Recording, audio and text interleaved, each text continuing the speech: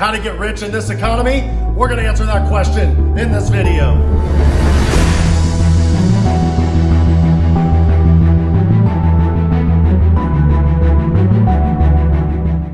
Okay, let's rock. Let's talk about how to get rich in this crazy, challenging, uncertain economy that we're living in right now. As this video is being filmed, we are going through the crazy COVID-19 pandemic. A lot of people are scared. People have lost their jobs. Unemployment's at like an lifetime all-time high for at least me. I can never remember when unemployment was actually this high.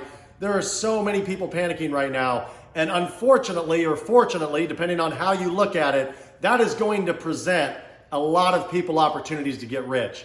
Because generally, in times of recessions and depression, that's the time when the biggest transfer of wealth happens from people to people. And so there's so many different ways you can get rich in an economy like this. The short version is there are tangible things. It doesn't matter if it's a collectible item, coin collection, real estate, commercial, residential real estate, doesn't matter. There's going to be a lot of things like that people are going to have to sell, not because they want to, but because they have to. And so unfortunately, I know it sounds bad, but that's when you get the biggest opportunity, is when people are desperate, right? So I'm not saying you're going to rip off somebody. I'm saying that you're going to have an opportunity where if something goes to auction, you don't even know who that person is, to buy a piece of real estate super cheap. I feel bad. I feel terrible for the situation we're living in. But if you've got money and you've got credit, there's going to be an opportunity for you to get rich. And that's the sad, unfortunate thing about how the whole system works. If somebody can't afford to hang on to something that's of value, they have to give it up or they go bankrupt, or the bank takes it, right? They foreclose on it. So in a sense, it's kind of the way it works, right? Like sometimes out in nature, there's a lot of animals eating other animals, and it's sad that happens, and we don't want that. Like if you see it happen, you're like, oh, I feel bad for the little rabbit or the little whatever that gets gobbled up by a bigger creature, right? It's sad. But in the business world, in money, right, in finances, that's basically what happens, is people gobble up other things, right? So-and-so both of them lost their jobs. They end up unfortunately losing their house. It now becomes bank owned. It goes to an auction and it gets sold cheap. It gets sold much cheaper than it's technically worth to the person that can afford to buy it. And so that's when a lot of money gets made. Another way, like I said, this is kind of my wheelhouse, is when you talk about like collectibles. It doesn't matter if it's trading cards like baseball cards or Magic the Gathering, Pokemon, right? Some people are into Yu-Gi-Oh! Could be a coin collection, things like that. So what happens is when times get tough, people start looking at other assets that they have. And they start saying, what other things do I have that I can sell to keep my house or to keep my cars, to keep my boat, right? Things like that. And so they start going into those things, and then a lot of them are just lazy, where they don't want to take the time to do the work themselves to sell the stuff. They just don't want to do it, right? And some of them, even if they were going to do the work, they're a little bit scared. They're like, well, I don't want to get scammed. If I sell it like on eBay, somebody might scam me. And that is a possibility, right? So there's that fine line, and that if you're willing to take the risks and willing to put in that energy, sometimes you can do really well with that stuff and sometimes not, right? But there's a lot of opportunities in those types of markets, the toys, collectibles, comic books, right? Trading cards, like I said, to be able to get a good deal. And I don't mean you're not ripping the person off, but you might be able to buy a $1,000 collection for $500. You might be able to buy a $5,000 collection for $1,000 because a person's happy. They're like, look, it's going to take me a lot of work. I don't want to mess with it. I'm happy with $1,000. And I'm going to tell you something I learned from my father a long time ago. A deal is a good deal anytime both sides of the deal are happy, right? So you don't want to twist somebody's arm and make them frustrated and angry at you and be unhappy. You want them to be happy. So as long as when they're shaking your hand or high-fiving you or whatever, they're happy with the deal, that's a good deal, right? And then if you're willing to put the work in, then you can make the money. So understand, and I think it was Robert Kiyosaki, the guy that wrote Rich Dad, Poor Dad. He was talking about how he absolutely loves crashed markets. And here's why. A crashed market, no matter what it is, stocks or oil or gold, real estate, present huge opportunities to get rich because the same item or items that people were paying a lot of money for previously, they're now paying less for it. But it's the same item, right? It makes no sense. It's like, wow, like last year, gold was worth this, or last year that building or that house was worth this, and now it's only worth this? Yeah. somehow it's just worth less. Well, guess what? If you have an opportunity to buy a really strong asset, right? Something like a house or a bunch of gold for less than its value, you've got really a lot less downside. I don't want to say no downside, but a lot less downside. And you've got a huge opportunity, right? A lot of meat on the bone to make a lot of money.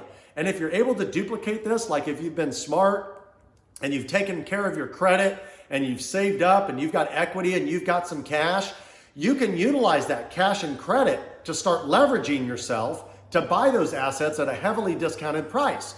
And eventually, like all markets do, they're cyclical, right? Up, down, up, down, up, down.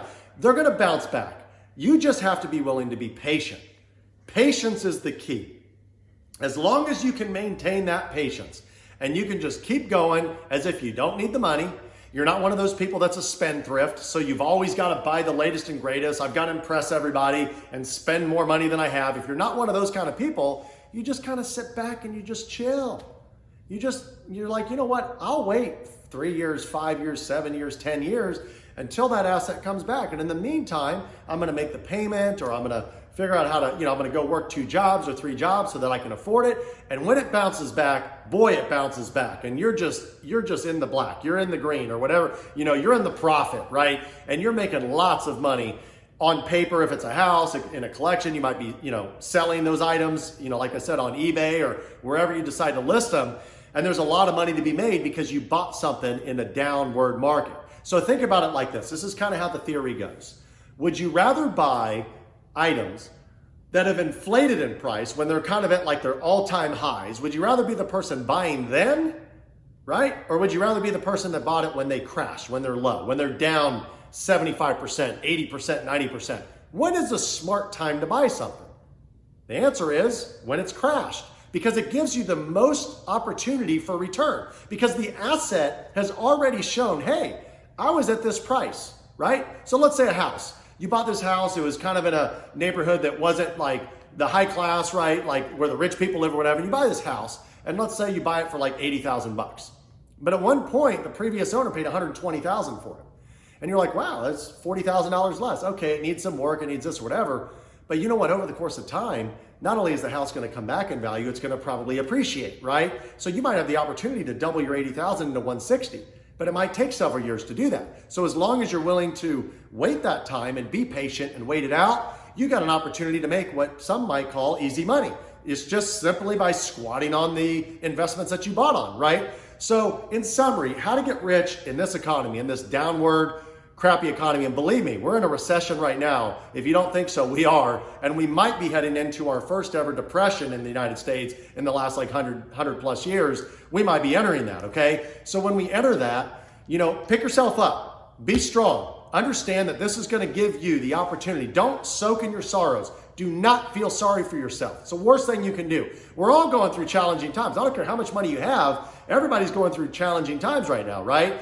Layoffs and losing businesses and real estate and losing assets, that's happening.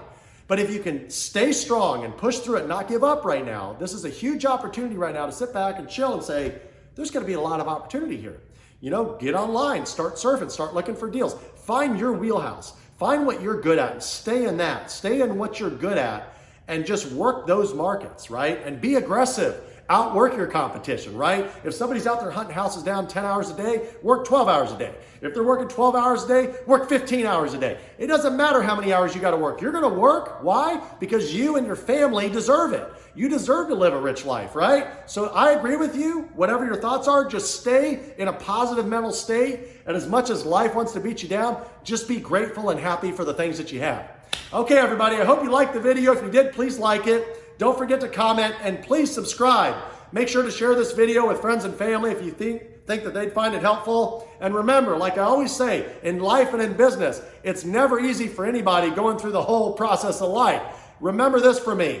Never give up, push hard, keep pushing, and be the hustler.